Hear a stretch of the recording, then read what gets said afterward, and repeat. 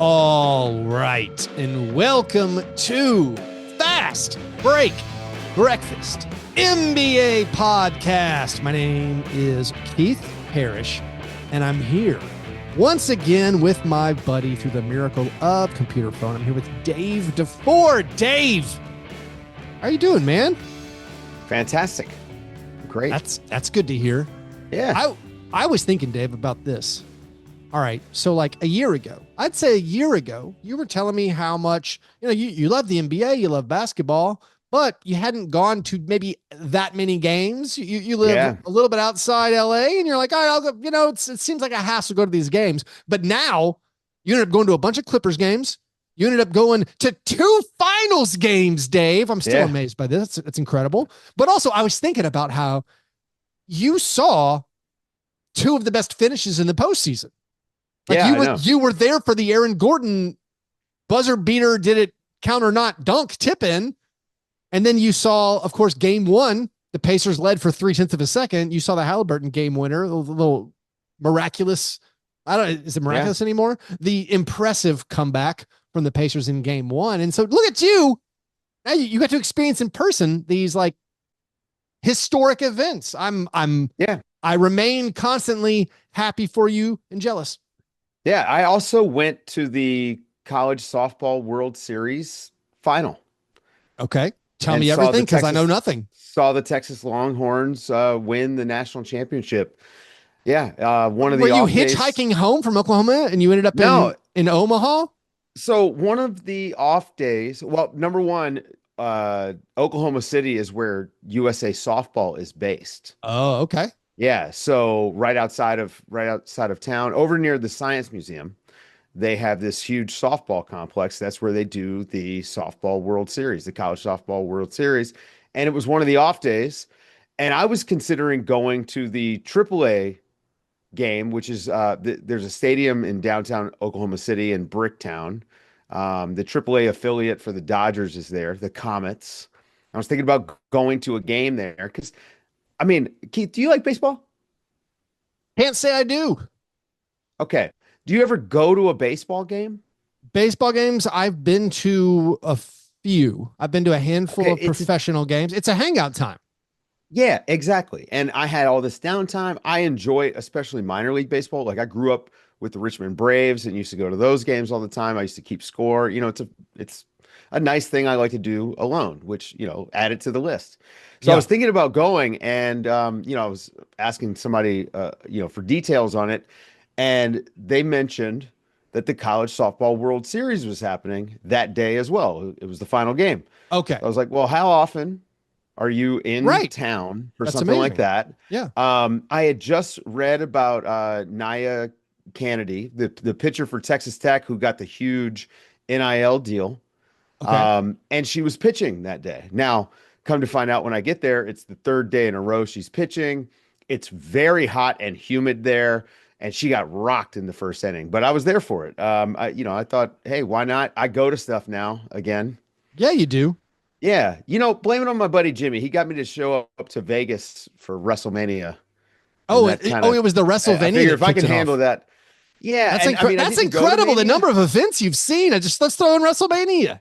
I didn't go to Mania, actually. We decided not to. He didn't have to work. Nearby. But I did go to NXT while I was there. But yeah, he got me out of the house and I don't know, made me realize that it's not so bad. So the Softball World Series was in Oklahoma City. Okay. Yeah, I was thinking of college baseball in Omaha. Yeah. I was between Texas Tech and Texas fans. Yeah. And you would think maybe this would be a raucous environment. It was great. There were kids there and that's awesome. The Texas Tech fans were picking on the Texas kids. It was fun. Go.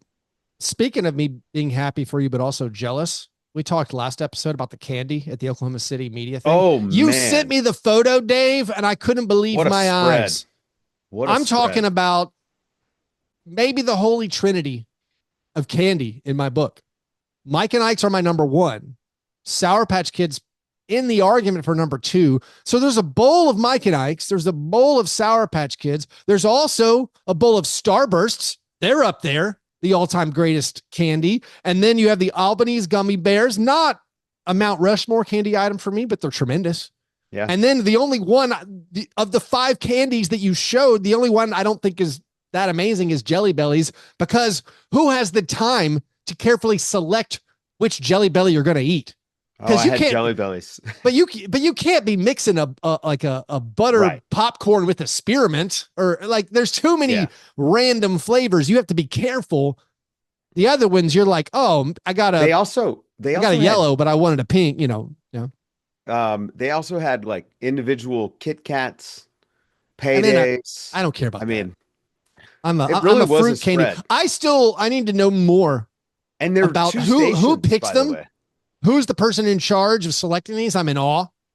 I mean, I really was like, I made so many bad decisions in my life to not be there.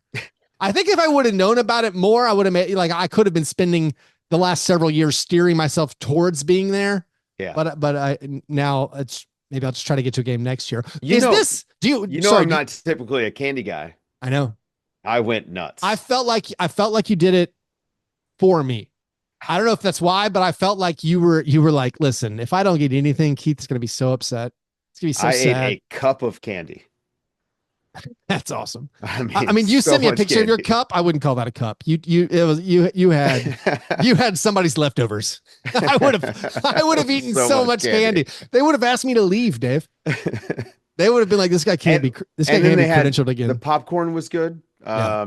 I mean, it was a good spread. Honestly, I had a really great time. I mean, all of Oklahoma City was very welcoming, and it was fun. I need to know, is maybe you know the answer. If not, I'm sure Andrew Schleck can let us know. Is that a year-round, season-long thing, Yes, or was that okay? That wasn't just a finals only. No, that's in Oklahoma City. This is what they do, and I mean, it had to have been like $5,000 worth of candy. Like it looked like it's so much candy. I was legitimately looking at the picture you took me, and I was like adding up. I was like, listen, I have some money. Why can't I just build that for myself in my kitchen right now? And I was like eyeballing it, and I was like, that's probably like $100 just right there. I mean, your $5,000 number, it's pretty high. I know. Dave. I'm going. No, I meant like over the course of 2 games. Oh, there's 2 stations. I mean, it's like that reeked of just how much could a banana cost, Michael. Right, right. But just the candy station, which incredible. also had like chips and other things. Like, yep. We gotta get to the finals in a second.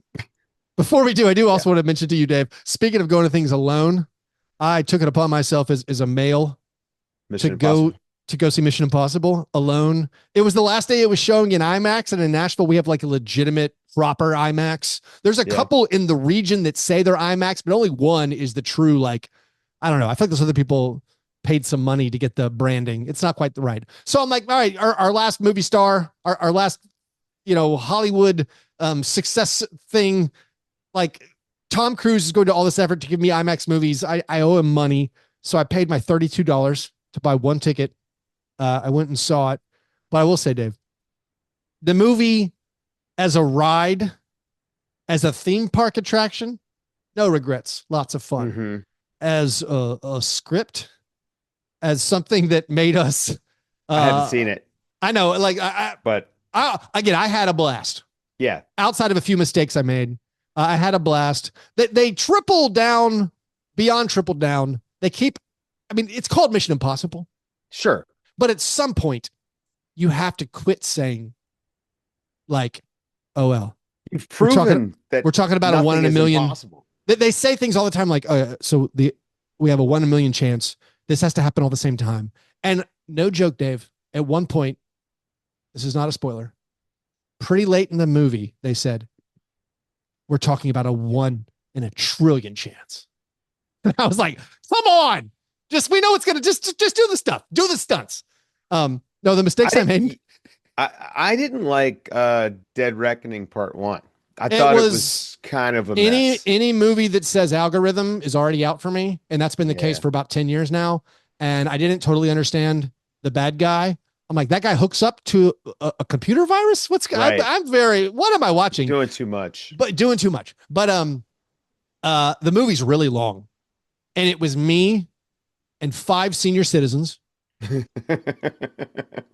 was no joke. There were 7 people in this IMAX theater, and I was the youngest, mid 40s. Uh, did we ever talk about the thing that killed me for going to the movies? And I it's used to love going to the movies. yeah, but what It is it? was my favorite thing growing up.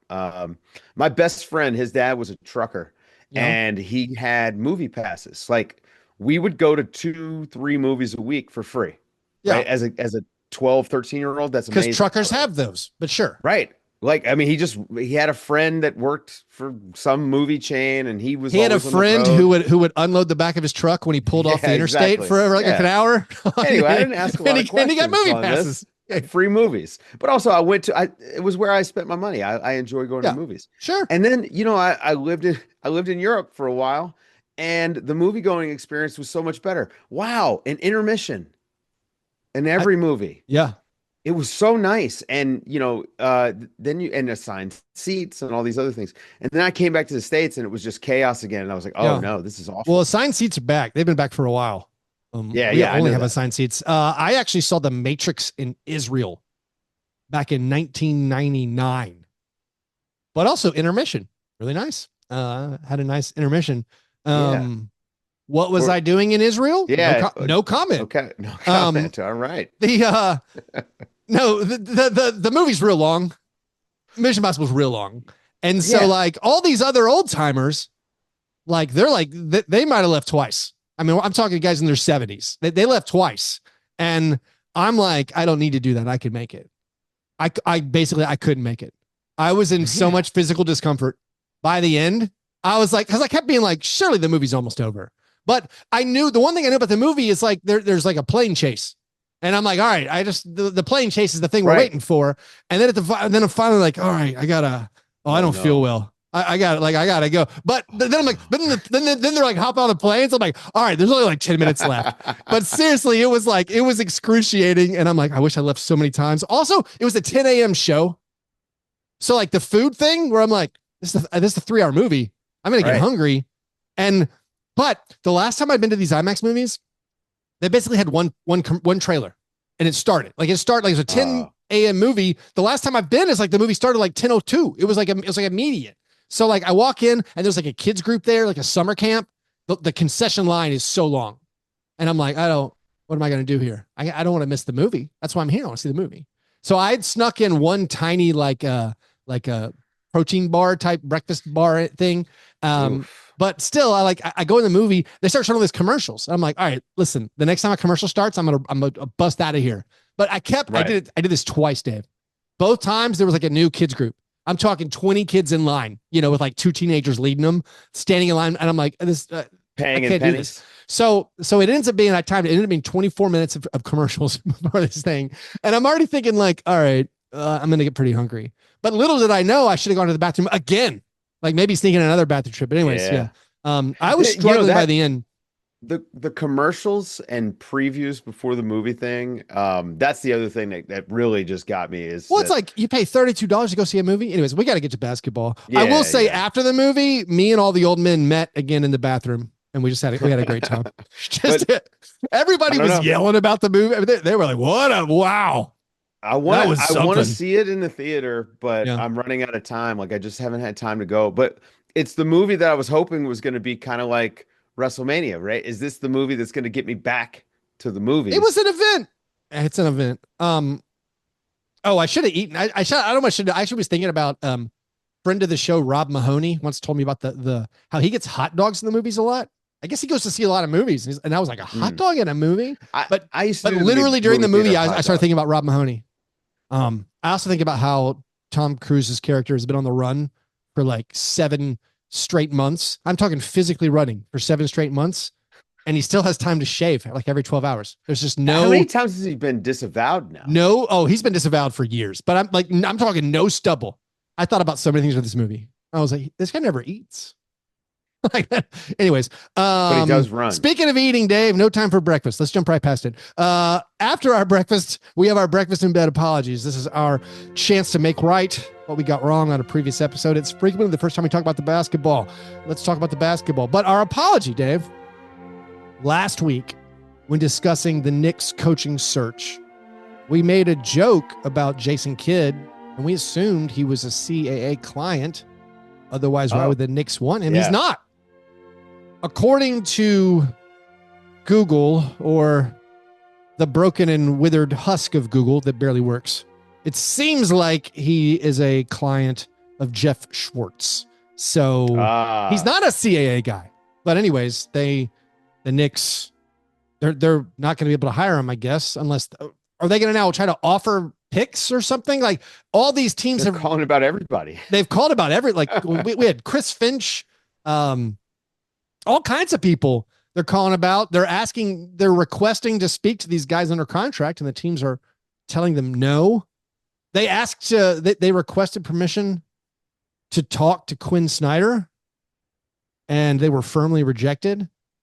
I mean, Dave, that could have set up a great scenario, in my opinion. What's that? Hawks. Oh, just the Hawks. Yeah. Hawks could maybe trade away Quinn Snyder, and then they could go and hire Tom Thibodeau. Now we're talking. And I'm telling you right now, you give Tom Thibodeau that team. Okay. That's probably a top 6 seed in the East, out of the play-in. I mean, you got to shoot higher. Come on, it's the Hawks. I will say the Knicks getting rejected in this approach to Quinn Snyder. That's why I don't talk to super attractive people. I don't want to risk it. I don't want to risk the rejection. They're like, hey, can we talk to that guy? Man. The guy with the eyes and the hair? Can I talk to him? They're like, nope. Firmly rejected. Yeah. I don't know what are the Knicks supposed to do now? Right, just keep looking. Dave Yeager, it's probably Sam Cassell. It'll be Mike Brown. Probably. Whichever one of those Cavs assistants that the Suns didn't hire. I would just say this. If you were a coach who's collecting a paycheck at home, to not coach, I don't understand taking any of these jobs. I mean, that's the dream.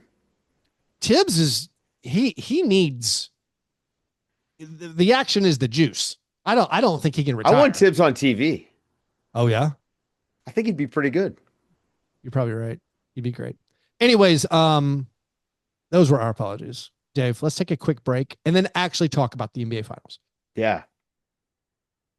All right, Dave. Game 3. I guess if you're a Thunder fan, it wasn't amazing. It was exhilarating. I feel like it was an exciting game. It was a well-played game. And, of course, the Pacers, despite being home underdogs, dominated that fourth quarter. What did you see in their comeback and eventual victory? Well, that second quarter run that they went on with the bench, Pascal and the bench, which has been good for them all playoff long. Obi Toppin didn't even hit a 3, but just like the way that he runs the floor opens up stuff for everybody else. Mathurin was excellent. TJ McConnell, who coming into the series, I was like, oh man, how's he going to deal with how big and long Oklahoma City is? You should have apologized to him. I think you. Need to apologize. You made a sneer at him at the end of the last week's show. Yeah. Honestly, I owe the guy an apology because he has consistently put 2 feet in the paint when he touches the ball in half court, and so they've gotten so much good stuff out of TJ McConnell, and that doesn't even mention what he's doing, like stealing the inbounds passes and getting points there. I mean. Getting to the free throw line, even. He's been really good. The TJ McConnell performance last night felt scripted. It felt kayfabe. Like it felt like because Indiana. Because they were talking about him so much. Right. They had a package set up talking about him, and they're like, "Here's his dad cheering him on." And then it's like, let's return to the game action. Oh, he just scored, and then they did it before it happened. It was before it would happen. Well, they make those, but still, I'm saying for a lot of guys. I'm saying they threw it to his dad. I think he had 0 steals at this point. They threw it to his dad. Back to the action. He just stole the inbounds pass, and you're like, well, come on. And then it was like, I mean, there's still a hint of that uncomfortable Hoosierness. First game in Indiana. Yes. There's the white fans with their TJ McConnell shirts going nuts, but still his impact, his outsized impact on that game, he was huge. He was this like, I don't even want to say gnat. It's insulting, but like he was the thing where the Thunder were like, this guy, this pest. And then at the end, he's missing that short shot in the fourth quarter. And then Nembhard makes the jumper and then he steals the ball from Caruso. Caruso throws it right to him for the layup. And you're like, how's this guy doing it? Anyways, he was amazing. He was amazing in that game. And Mathurin, man. Oh, man. 9 of 12. I mean, he was on fire. I love how confident he looked attacking the basket.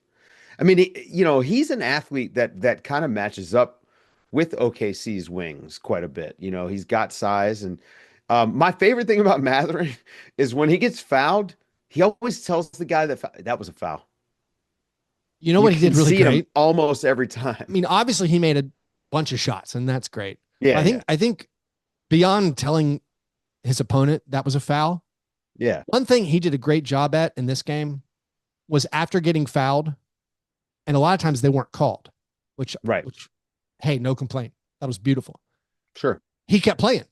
Yeah. He seemed specifically built for they're letting more things go tonight. Yep. And he was specifically built for it. He's like, I'm D- going to slam into this guy. No whistle. I don't care. I'm going to score. There was I'm going to go through. I'm going to go through the defender and score.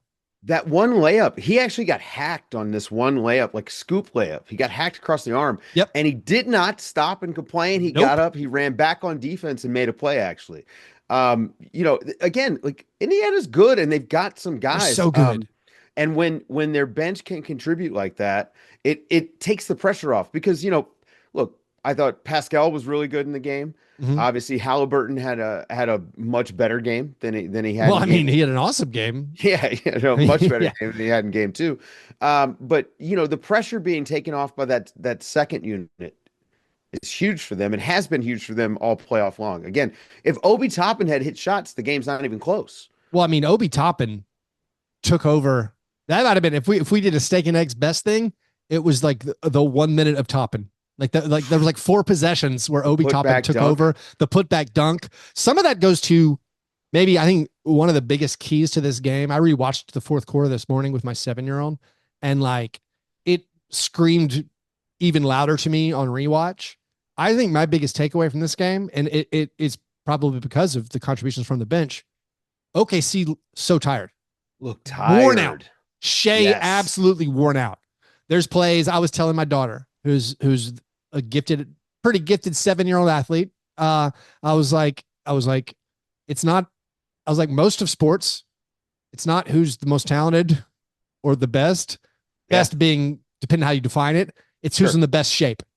It's whoever's the least tired at the end, they win. That's all it boils down to. I remember playing sports, being like, I'm better than this guy. He's just in better shape.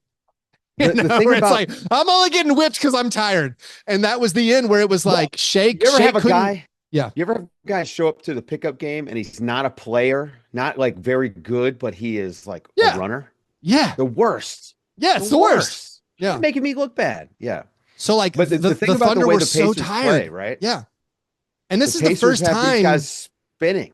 Maybe not the first time, but we hear so much in it as a Grizzlies podcaster and fan. I hear it all the time. Like, oh yeah, lower minutes for our stars so our guys can play harder when they're out there. And I always roll my eyes where I'm like, it doesn't look like we're playing harder. But then you saw this, and this was an example where it felt like, I mean, maybe it was just Shea, and he's so important. Where Shea, did he have too many shrimp cocktails at St. Elmo's? But like Shea at the end of the game was beat, and they were. Maybe you just credit the Pacers. They had a game plan. We're picking him up 94 feet the whole time. Mm-hmm. We're denying him the ball. Owen Phillips on his Substack was tracking how little Shea brought the ball up, and Shea is not an off-ball guy. He is best player in the NBA with the ball in his hands, maybe, but he's not an off-ball guy, and the Pacers were successful in getting the ball out of his hands. But then by the end of the game, Shea wasn't fighting to get the ball because I think he was beat. He was worn out. There's been a lot of talk about the way that the Pacers have guarded Shea. It's almost to a certain extent as if they're encouraging him to drive for the first 3 quarters. Oh, all right. And I don't want to play the rope-a-dope game because I think that they're honestly trying to defend. But because especially when you look at the way Aaron Nesmith goes through screens, man, this guy is putting on a clinic. Yeah. But there is a certain amount of like, hey, how many shots do you have in your tank? Because down the street, they trust themselves to be consistent offensively, so that they don't necessarily need that avalanche. They can go down 20 because they know they can make it up incrementally. I think they trust in that, and that's where that bench comes in and just makes all the difference. Because the way that the Pacers play, Oklahoma City's playing in rotation. so often, right? Like they're pre-switching, they're peel switching. I mean, it's a high leverage defensive operation Yeah. by the Oklahoma City Thunder, and it's hard to keep it up. I mean, we talk about this all the time in a long regular season. Been a long playoffs, Keith. Yeah. And I'm looking at them like the minutes for the Pacers players. I mean, Yeah, Neesmith fouled out, affected by foul right. trouble. But like Halliburton played 36, Nimhard played 33, Siakam 32. I mean, them getting, I mean, the 15 minutes of TJ McConnell being amazing. Like I mean, I don't know if survived is, I don't mean it insulting, but like 18 minutes from Ben Shepherd, like Right. just that relay of allowing players to rest and be fresher down the stretch really showed. The Pacers defense, again, it's impressive. I mean, Obi Toppin shutting down guys on the perimeter sometimes beyond just like the energy plays he makes and changing into the court and getting offensive rebounds. Like Obi Toppin's defending well. Matherin was getting in there. Also, going back to Matherin, this reminds me, I'm going to say something totally detestable to the average listener. One of the reasons I feel like this was such a fun game to watch, the referees did an amazing job. Referees did an amazing job. There was a notable missed foul on Halliburton in the final minute. Yeah. Okay. Despite that, I'm saying, at least in the second half, the amount of contact the officials were allowing was perfect. There was almost, I can't remember, there probably were some. There were no like soft bailout free throws. They were letting defenders absorb contact when the offense initiated. They were letting Matherin do it to people. They were letting Shea do it, but like, you know, they usually were not calling fouls. They were allowing the defender to slide his feet, take the contact in the torso. And it was beautiful. It was basketball. It was what, I don't know what the odds are that we get that again, but that was, for me, that was one reason why I thought the game was so much fun. Also, I'm falling in love with every Pacers player. I didn't feel this way 2 weeks ago. Now I'm just like, I love Neesmith. I love Obi Toppin. Like, they're so much fun. Apologies to the Thunder. The Thunder are still favored. They're still minus 230 to win the series. By the way, this is from Sports Illustrated. I don't know if we can trust it anymore, but Sports Illustrated says that the Thunder are 0-8 against the spread on the road in the playoffs. That's interesting. A little note there. It is interesting. They're 6-point favorites last I saw for game 4. Now this is a Dort game, by the way. Yeah. I mean, this was I don't know. It was something, maybe it was just the home crowd getting so into it and just like how loud it seemed everywhere. And everyone, you told me the Thunder games were unbelievably loud. But like, it just something about the atmosphere, seeing Reggie Miller there, Ron Artest, Meta World Peace, just like that stuff's fun too. But like the Pacers being able to pull it out in front of their fans. And they did their own. It wasn't necessarily like an avalanche like the Thunder normally do, but they just got the momentum and they just kept pouring it on. Also, I guess we can wrap up this game. Well, they won a normal game, actually. That's the thing about the Pacers that we're all thrown off by, is like, oh, that was a normal basketball game. They get up by 2 points. You're like, this is the biggest lead they've had in the series. Yeah, you're right. That's a good point. They won a normal game. A lot of it because, like I said, looked like the Thunder got tired. Yeah. Maybe the Pacers wear them down, but also the turnover thing, the turnover battle, a lot of turnovers for the Thunder. That's the big stat everyone highlighted coming into the series. The Thunder have dominated the entire season because of absolutely owning the turnover battle. They lost the turnover battle, and Pacers go up 2-1. Dave, let's take another break. And actually, I'm going to do something totally different. We're going to name you and me together. We're going to come up with our worst performers of the playoffs so far. You know, I love a negative performance. This week's awards ceremony gonna be kind of short. Only had a few games, not really any good nominees for the International Stackhouse of Pancakes Awards. So it's gonna go big picture. We're gonna pick worst team all playoffs right after this break. All right, Dave, let's knock out the awards segment. It's going to be not great. I mean, we have to do it. We can't skip it, but there's no great nominees over the past few games for the International Stackhouse of Pancakes Award. We have Pascal Siakam in game 2. He was 3 for 11, 15 points, 7 boards, 4 assists, 2 blocks, 2 turnovers, 4 personal fouls.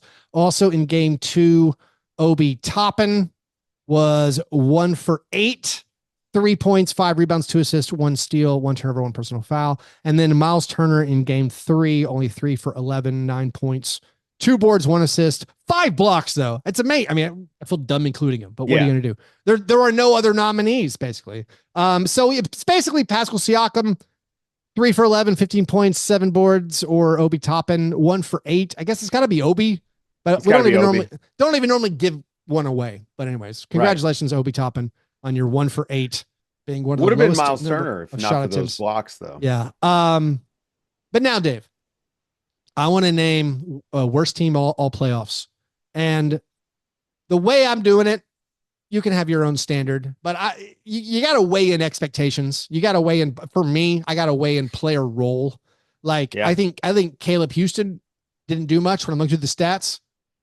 Didn't make any shots, but like, it's Caleb Houston. I'm not a big problem. So I'm going to roll through some names. If I miss anybody, you throw them out there. I feel like here are my nominees. This is a list. These are the players who notably, I mean, I feel bad to say stunk it up, but based on what you hoped for, these guys did not deliver when you needed it.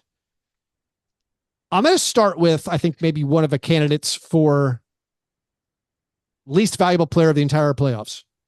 This hurts my soul. Desmond Bane.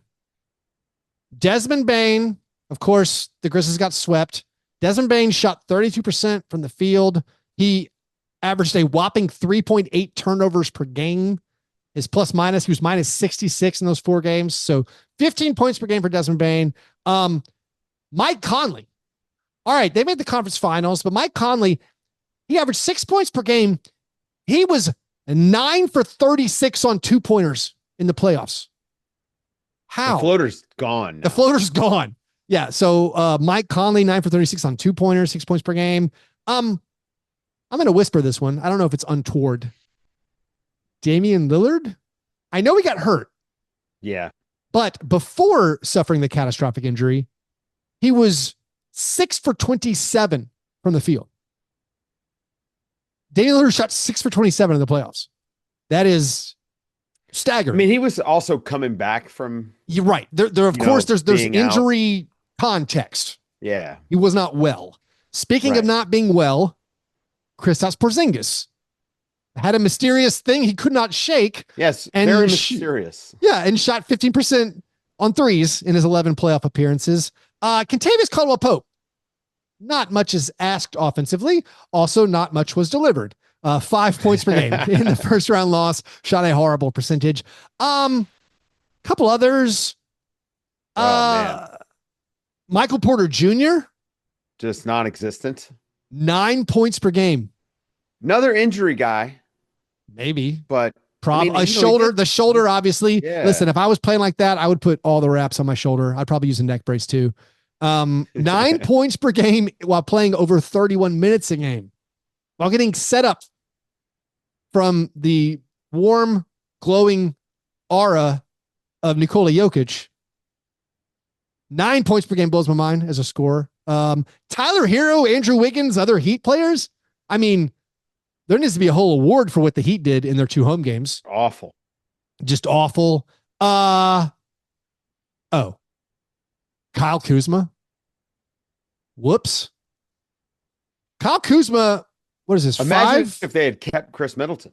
It's a financial decision. What is this? 5 points per game? Am I looking at that right? Is that right? Am I seeing this? 5.8 points per game, basically out of the rotation by the time the series ended. Yeah. Maybe Draymond Green. I mean, I'll tell you right now, he made Julius Randle look like one of the 7 or 8 best players in the NBA. He did. And you're Draymond Green. You got one job. Draymond Green with a smooth 1-to-1 assist to turnover ratio.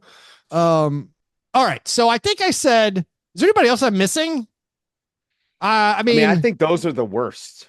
I mean, looking at the stats, like Tim Hardaway Jr. All right. So I guess we narrow it down. Let's say Desmond Bain, Damian Lillard, Mike Conley, Porzingis, Draymond, KCP, MPJ. Michael Porter Jr., Kyle Kuzma. I don't know what to do with a Tyler Hero and Wiggins. Their stats aren't good. Right. Maybe we could. Is the coach Spoelstra? Is the best coach in the NBA? Was he the least valuable? Oof. I mean, I don't know, man. Look at that roster. Also, hindsight, Dave. The Cavs humiliated the Heat. Yeah. And then got smoked by the Pacers. So like that Heat looks at the time you were like, oh wow, well we played title favorite, you know? Right. What are you gonna do? We got beat by the team that's cruising towards the NBA finals, and then whoops. By the way, Darius Garland apparently being made available. I mean, the Cavs, of course, injury context. They were banged up against the Pacers, but now Garland's available. That could be I think after episode you lose the same way 2 years in a row, even with a different coach. I think you got to think about the roster. All right, let's narrow this down to a first team, Dave. Who do you have any first team locks? I mean, Mike Conley. So I initially thought maybe Conley. I would say here are three people I feel comfortable being worse than Conley. Desmond Bain. Yeah. 4 turnovers per game and also not hitting your threes. I mean, credit OKC, but still, that's why you're getting smoked. Desmond Bain, Michael Porter Jr., you have one job, 9 points per game in 30 minutes. Come on. And then I have Kuzma. I think Kuzma, Michael Porter Jr., and Bain. That's pretty high. Conley. Okay. And Porzingis. All right. So we got Conley. I feel bad. Conley made the conference finals. Sure. Think about where they could have been if he had been good. Yeah, it's true. They could be losing 9 for 36 right on 2-pointers. The Pacers are incredible. Are we just excusing Lillard? I think so. 6 for 27. Come on, he came back from. He's not all right. All right. Okay. Deep vein thrombosis. I think on mine, we're not excusing Porzingis or MPJ though. No, I think Michael Porter Jr. I think so. Porzingis is our 5. Porter Jr.'s our 4. We'll put Bain at the 2. I might make Draymond my 6th man. I guess he might be off. Oh, Kuzma, Porter, my front court. Yeah. And Porzingis, Bain. All right, and Conley. You know, I think you have to win me over on Conley. I have too much warm feelings towards Conley. All the man Conley does, or Tyler Hero. All Mike Conley ever does is end up in the playoffs, end up on a team with a great record, and like, you know, I feel like I don't want to punish him as much. All right, I would put Hero over him. Let me double check Tyler Hero's stats. This is very important. I mean, Hero 41% from the field. He had those 2 huge games. Hero did have the worst plus minus, I think, of anybody. Worse than Bain? Yeah. Oh, yeah. Yeah, Tyler Hero got outscored by, what is that? 87 points in 4 games. Woo! That'll do it for me. I'm moving Conley off. Tyler, so all right. So worst team all playoff, or least valuable all playoffs, however you want to say it. We're going Tyler Hero, Desmond Bain, Michael Porter Jr., Kyle Kuzma, Kristaps Porzingis. I feel good about what we've done here. Honorable mention, Caleb Houston. No, honorable mention. You're saying Spo is the coach. I think Spo might need to be the coach. I mean, you can't do Isolo. He was an interim. Not fair. Yeah, that's not fair. That's not fair. Yeah. Congratulations. Pat Riley, GM, President of Basketball Operations, least valuable in the postseason. Anyway, Dave, let's wrap up. Perhaps try. They tried, man. Yeah, that Terry Rozier contract itching to turn into something else. A lot of these things that we're looking at the offseason, of course, it's going to be trades. And of course, we have the finals to look forward to over the next week, maybe more. I just realized this thing might not end until I'm in Los Angeles. Like, it could be 10 days from now. If it's game 7, that's on the 22nd. I might not even watch. I'm going to be I'm going to be in Disneyland, man, having a blast. Not tuning in, I don't think. But anyways, the Durant price seems like it's pretty low. And I think that's super interesting. Like, also, like, but it's only 5 teams. Going back to the Garland thing, I don't understand how players like Garland are just available. Like, if this is just, I understand how you say you lose in the same way twice. And I think Garland maybe does have legit injury concerns, possibly been banged up in the postseason a couple times. But like, Garland's really good and he's young. And it's like, if this is, it seems to be largely financially motivated. Sure. Like, that's messed up. Oh, so I agree. Yeah. I want to know. Look at what Minnesota did, right? Like, I mean, Minnesota did this last year, essentially. But they made the conference finals. But you got to be ahead. You got to get out ahead. And I would say that for Cleveland, they have 2 reasons. They've got the financial, and then they've got the, maybe this is all we can be with this group. Yeah. Which is what, a 60-win team, which is great. And a few bounces away. And haven't made the conference finals. Actually, they didn't look close compared to the Pacers. They didn't look close. It's that part's true. Actually, let's finish the show on one single listener question. All out of order. It's fine. This is the croissant questioner. Yes. Are you going to finish that croissant? David Smith wants to know. Knock yourself out. Does this finals matchup, and just you talking about Cleveland made me think about it. David Smith wants to know, does this finals matchup lend more credence to the idea of eliminating the conferences for the playoffs? Not really. So, I guess the Pacers are a 50-win team. They are a 50-win team, but not more. Just 50. Right. Just 50.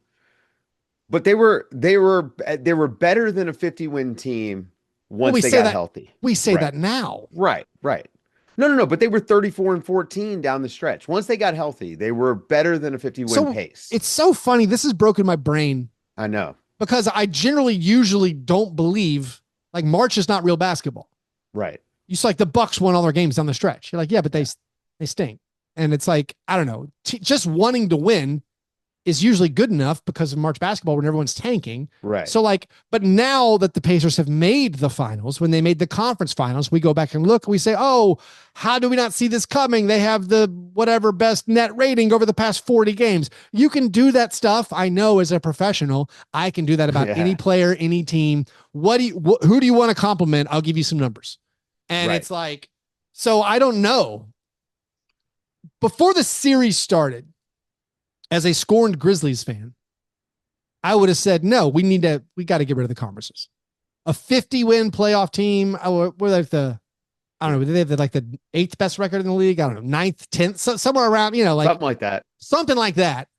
I'm like, they won 2 more games than the Grizzlies and they're in the NBA finals. Yes. They are, because of their lower seed, they're going to end up having one of the hardest paths to ever making the finals because of the teams because of beating the Cavaliers. So like I'm of 2 minds. Where like beforehand, I'm like, it's too hard in the West.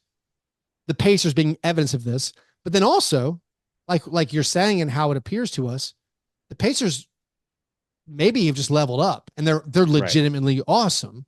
And right now, after having watched game 3 and the romanticism of the Pacers and this small market team having this experience, I'm like, no, this is good.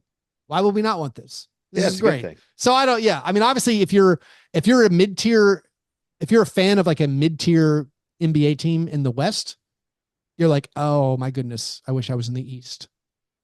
If I'm a free agent, if I'm a good NBA player, I would be looking to try to get in the East.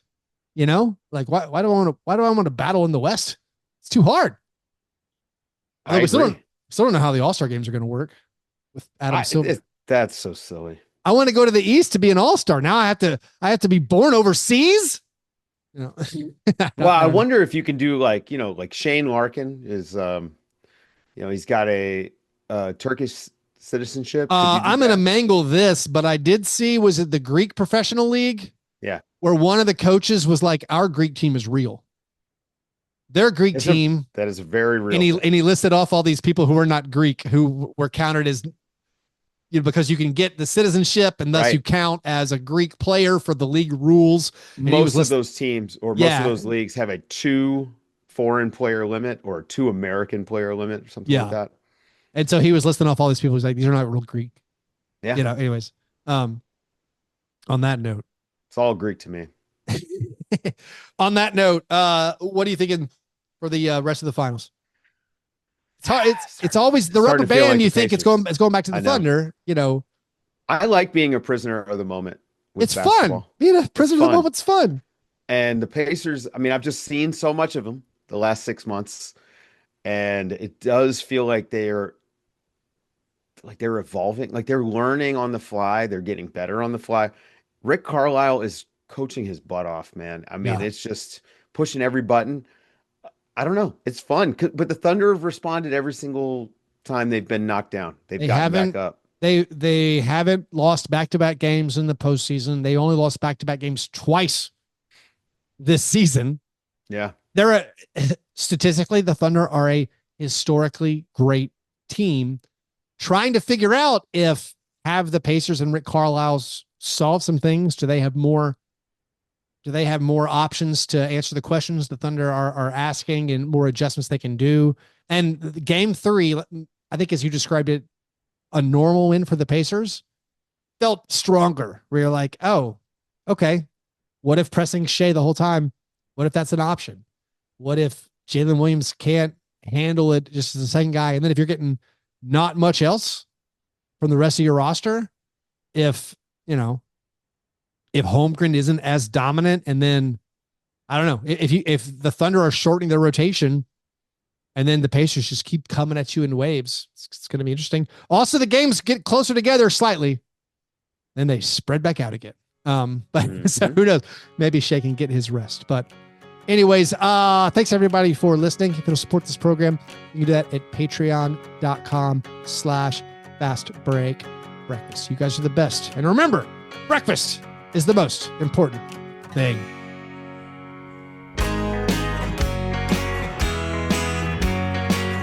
Yeah, never apologize for being G&G. Fast break, man. You understand? I will remember